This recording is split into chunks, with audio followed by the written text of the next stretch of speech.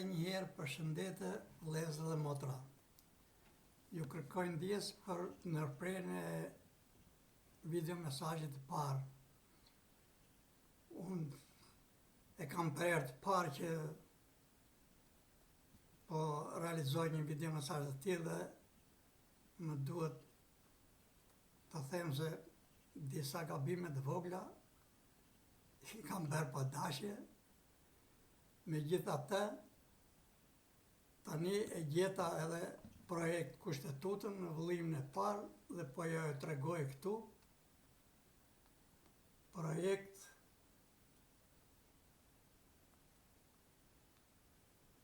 Projekt kushtetuta, këtu fillon e ardhmja. Pra, teoria e demokratizmit ka të realizuar këtu një projekt kushtetut të plot. Unë, gjatë realizimit të kësaj projekt kushtetute, kam parasysh kushtetutën ekzistuese të Republikës së Shqipërisë.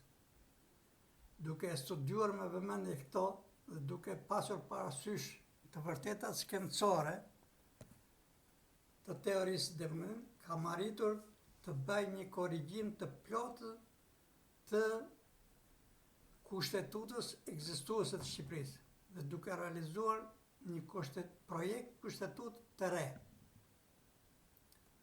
Tani të drejtohem tek qytetarët që janë në protestë.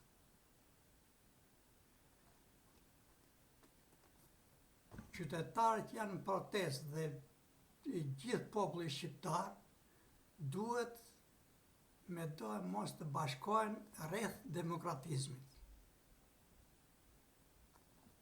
Do t'ju sjell edhe një informacion të shkurtër rreth kësaj teorie. Në çdo faqe të fundit të kësaj teorie mbyllet në fund me 4 vargje të huazuara nga himni ynë kombëtar. Dhe çfarë thotë? Rreth këtij libri të bashkuar me një dëshirë e një qëllim, të gjithë prej tij duke mësuar të lidhim besën për shpëtim. Pra, në qoftë se populli shqiptar do të shpëtojë nga të gjitha të këqijet me origjinë njerëzore, të cilat do të them nuk janë të këqija që janë vetëm të politikës shqiptare, po janë të këqija me origjinë njerëzore të trashëguar në shekuj dhe mijëra vjeçar, nga sistemet shoqërore në për të cilat ka kaluar njerëzimi. Pra, të gjitha të këqijat njerëzore vijnë për shkak të ignorancës së njerëzimit, të paditurisë së njerëzimit. Njerëzimi deri më sot ka zhvilluar me sukses shkencat natyrore, por nuk di asgjë në lidhje me shkencat humane, me shkencat shoqërore të organizimit dhe veprimtarisë njerëzore. Historia, sociologjia, arkeologjia nuk janë shkenca që kanë të bëjnë me organizimin dhe veprimin. Ato janë studime shkencore mbi njerëzimin, mbi ekzistencën e njerëzimit. Shkencat humane janë tjetër gjë. Këto shkenca kanë të bëjnë me ligjet e organizimit dhe veprimtarisë njerëzore në këtë vend. Dhe këto ligje njerëzimi nuk i njeh. Këto ligje njerëzore duhet të jenë në përputhje si me interesat legjitime të mbar njerëzimit, ashtu edhe në përputhje me ligjet e natyrës, sepse ne jemi pjesë e kësaj natyre. Dhe nuk mund të bëjmë në kundërshtim me ligjet e natyrës. Ama organizimi i deri tanishëm i njerëzimit është krejtësisht në kundërshtim me ligjet e natyrës. Dhe prandaj natyra po na ndeshkon në mënyrën më të rëndë të mundshme, sepse ligjet e natyrës nuk bëjnë dallim. Nëse i shkel, ato të ndeshkojnë. Tash le të kthehemi tek protesta. Qytetarët shqiptar nuk duhet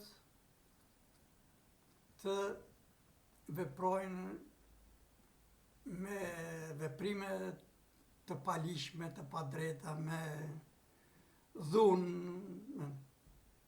Duhet të përdorin diturinë, duhet të përdorin mençurinë, duhet të referohen teorisë së një rendi shoqëror të ri, teorisë demokratizmit. Duhet t'i tregojnë politikës shqiptare, por edhe politikës mbar botërore, sepse shkencat e vërteta ekzistojnë vetëm te kjo teori, tek teoria e demokratizmit. Shkenca e vërteta shoqërore në botë nuk njihen. Duke bërë publike këtë vepër shkencore, duke bërë publike këtë teori shkencore, populli shqiptar do të bëhet mundur që të zgjohen të gjithë popujt e botës, të kuptojnë të vërtetën se ku jemi si shoqëri njerëzore, në të cilën gjendje jetojmë dhe ku duhet të shkojmë. Unë aktualisht po realizoj vëllimin e 4 të kësaj teorie dhe po zbërthej me radhë të gjitha të vërtetat duke bërë krahasimin e asaj që di shoqëria njerëzore me ato që duhet të di.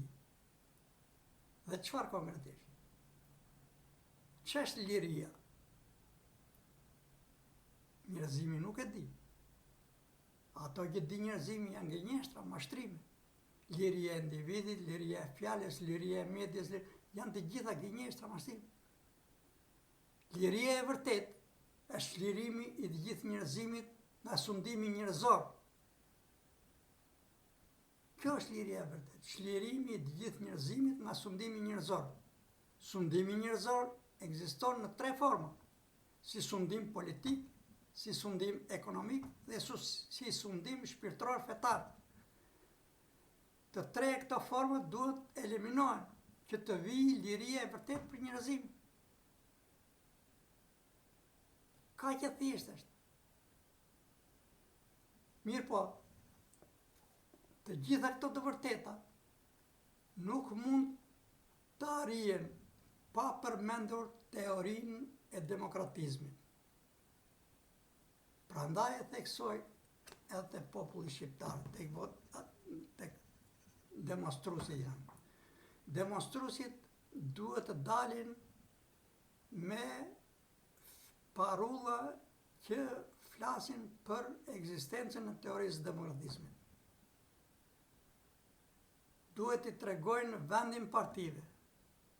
Duhet t'i thonë që partitë nuk janë subjekte politike. Nuk e kanë vendin në institucionet e shtetit. Hyrja e partive në institucionet e shtetit është pushtim. Vota e popullit për partitë është votë kundër shtetit. Vendi i partive është në krye të popullit.